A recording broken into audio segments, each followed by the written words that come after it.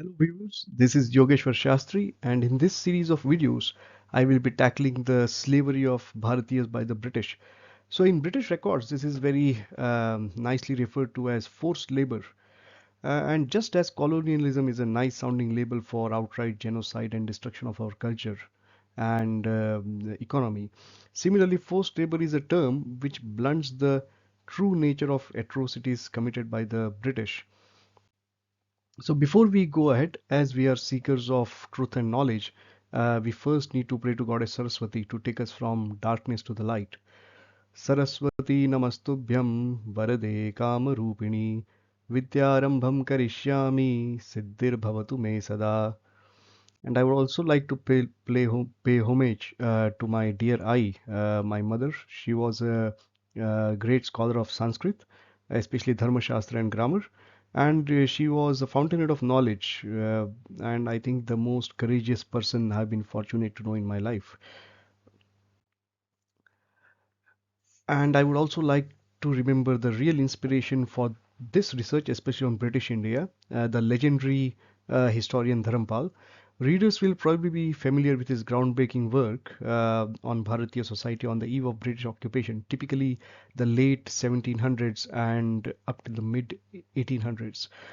Over the course of decades, he diligently collected original material on British India, and he brought to light how the Christian British destroyed our industry, education system, distorted our culture, and subverted Hinduism for their own ends. Most of the material he collected was from the India Office Records, which is now part of the British Library in London. And he did this without any prospect of remuneration or financial support, just because of the love for his motherland. So all of his records are stored, scanned and stored by an organization called the Center for Policy Studies. It is based in Chennai. I'll put the link in the description box. The documents amount to nearly 15,500 pages of original British era records like commissioner reports, collector reports, judicial reports, and so on. And these have been very neatly categorized by topic and size of documentation. And for you need to remember for every page that Dharampal selected from the British archives, he would have to go through at least 5 to 10 irrelevant pages because there's a lot of administrative fluff. And I'll show you an example of the kind of stuff he did. So if you look at this slide, this is an example of a typical handwritten record from the early 1800s. So the first task before him, now he was doing this in the 1960s and 70s, much before the internet era, where we've got millions of scanned documents floating on the web. So he had to first decipher what this was. He had to copy it by hand because it was very expensive to cyclostyle or photocopy stuff at that point of time. And then he came home and typed all of this in a very nice format. So this was what the end result looked like. So you can imagine the years and the amount of work that has gone into this. Simply collecting the records, scanning them, and filtering them just to make sure the relevant records were presented in the public domain. And the content regarding forced labor, this is a screenshot of the web page where they are hosted on the CPS website. And they are hosted in a portion called the envelopes part. So it's the C envelope functioning, British functioning in India. And and the envelopes, relevant envelopes are from C25 to C30. So I haven't been able to capture that in the screenshot. If you scroll down, I'll put the link in as well in the description box. And the C25, C30 envelopes are around 700 pages, and they form the entire corpus regarding forced labor in Bharat in the Dharampal archive. And my curiosity in the topic was really ignited by a stray sentence in one of Dharampal's books, I don't remember which one, where he mentions forced labor as a topic which needs further investigation. So this was just one line in that forward or introduction. And it kind of stuck in my mind. And in 2015, when I was searching for more of his works, I came across the CPS repository and stumbled upon the folder called Dharampal Envelopes, which you can see in the screenshot. And this is where I found the entire material. So in this presentation, we'll discuss the basics. So what is forced labor? We'll understand the definition. We'll look at an example of forced labor, and we'll also have a quick overview of the scale of forced labor. Okay. So, what is forced labor? Now, forced labor or compulsory labor is defined as all work or service which is exacted from any person under the threat of a penalty and for which the person has not offered himself or herself voluntarily. So, in short, it is slavery without remuneration.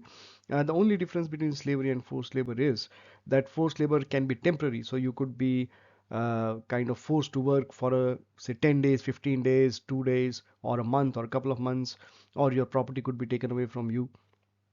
Slavery, on the other hand, is permanent. It's a lifelong thing. So that's the only difference. Otherwise, it's really only semantics.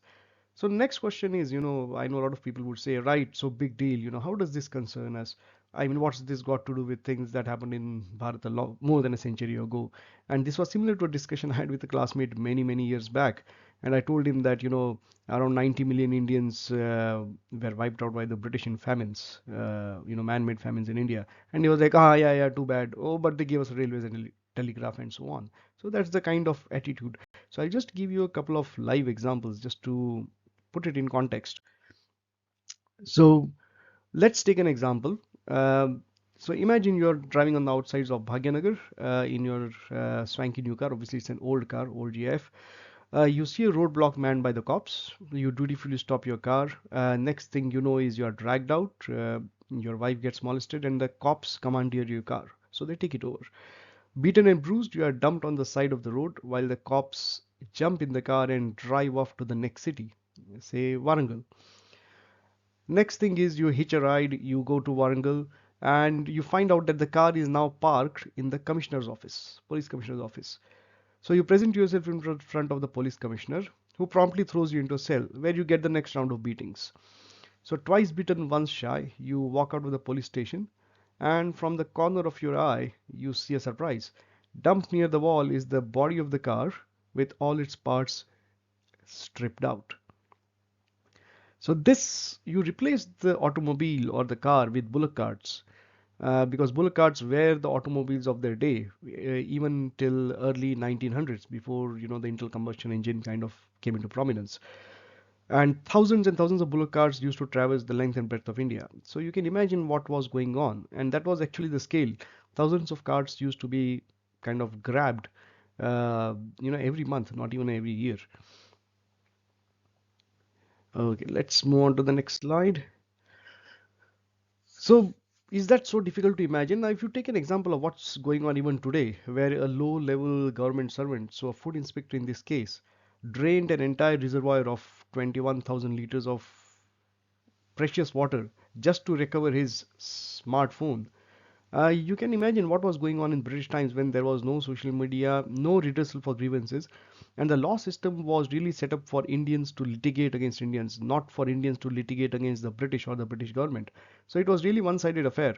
And the reported cases, a lot of which went to the courts, were literally 1%, only a fraction of the majority of oppression that went on.